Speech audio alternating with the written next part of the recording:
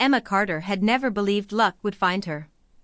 At 29, she worked as a financial analyst in Chicago, living in a modest apartment and carefully budgeting every paycheck. Her life was comfortable but predictable. She had student loans, a car payment, and dreams that always seemed just out of reach. Every Friday after work, she stopped at the same convenience store and bought a single lottery ticket, not because she expected to win, but because it gave her a few minutes to imagine a different future. One rainy Friday evening, she followed the same routine. She grabbed a coffee, bought her usual ticket, and tucked it into her wallet before driving home. The ticket was forgotten until the following Tuesday morning when a coworker excitedly mentioned that someone in Illinois had won the jackpot.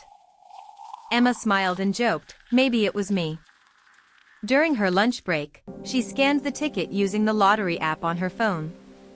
The screen froze for a moment before flashing bright green. "Congratulations! Jackpot winner, $4.2 million. Her heart nearly stopped. She checked the numbers once, twice, 5 times. They matched perfectly. Emma rushed to lottery headquarters, convinced there had to be a mistake. Instead, the officials congratulated her, verified her identity, and explained the claims process. Walking out of the building, she felt as though she were floating. She sat in her car, staring at the official paperwork, unable to believe that her entire future had changed in a single afternoon. The first people she wanted to tell were her parents.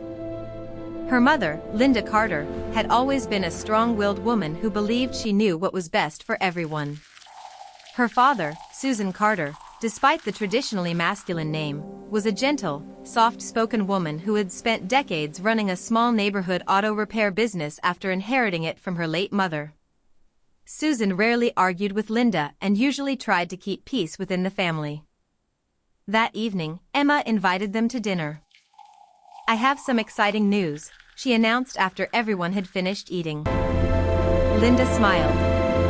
"Don't tell me you finally accepted that management position." Emma laughed. "It's even bigger." She slid an envelope across the table. Linda opened it first. Her eyes widened as she read the lottery confirmation letter. "Emma, this says $4.2 million. Susan blinked several times before whispering, "You actually won?" Emma nodded. For a moment, the room exploded with happiness. Linda hugged her tightly while tears rolled down her cheeks. "Oh, sweetheart. This changes everything." Susan wrapped both of them in another hug. "I'm so proud of you. Linda, maybe we're asking too much." Linda turned toward her wife with visible frustration. "You stay out of this." She faced Emma again. "If you refuse us today, don't expect to call this family when you need us." The words struck Emma harder than any insult. She stood, tears forming in her eyes. "I came here because I love you. I never imagined I'd have to defend myself against my own mother." No one stopped her as she walked toward the door. Outside, she sat in her car, gripping the steering wheel while tears streamed down her face. A week earlier, she had believed winning the lottery would bring her family closer together. Instead, it had exposed a painful truth she never wanted to see. As she drove away, her phone buzzed repeatedly with messages from relatives. Somehow, Linda had already begun telling the family that Emma was refusing to share her fortune. Emma realized this was only the beginning. The fight over the money had just started, and she had no idea how many people would soon turn against her. Emma barely slept that night. Every time she closed her eyes, she heard her mother's words repeating in her mind. "If you refuse us, don't expect to call this family when you need us." By morning, her phone was overflowing with missed calls, text messages, and social media notifications. Some relatives simply asked what had happened, but others had already taken Linda's side.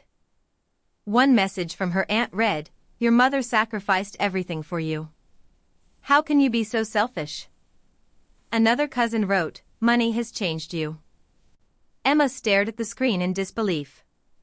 No one had asked for her side of the story. They had accepted Linda's version without question. Instead of responding emotionally, Emma called the financial advisor she had met a week earlier. After listening carefully, the advisor gave her one piece of advice. Protect yourself. Wealth often reveals people's true intentions. Keep your finances private and never make decisions out of guilt.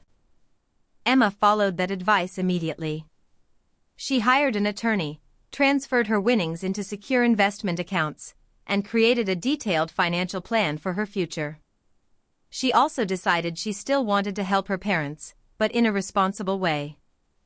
A month later, Emma invited Linda and Susan to meet one last time. "I've made my decision," she said calmly. Linda smiled confidently, believing Emma had finally given in. "I knew you'd do the right thing." Emma placed 2 folders on the table.